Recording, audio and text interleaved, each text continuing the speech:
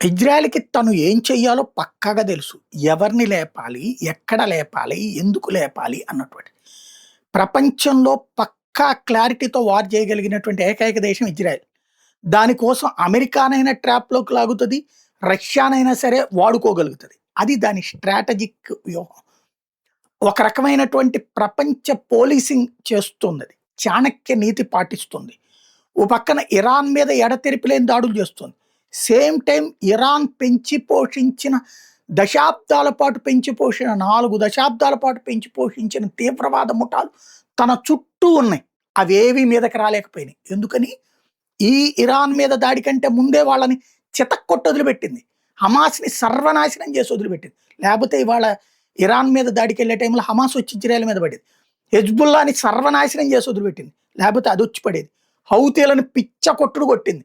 లేపోతే ఇవాళ హౌతీలు రెచ్చిపోయి ఉండేవాళ్ళు.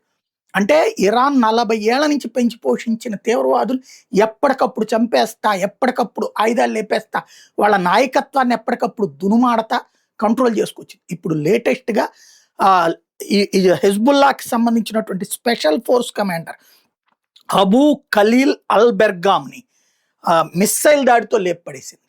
ఎవడైతే నాయకత్వం వహిస్తాడో ఇలా చార్జ్ తీసుకుంటాడు, అట్ట 10 రోజుల్లో పోతాడు. అలాగా ఉగ్రవాద నాయకుల్ని దునుమాడుతోంది.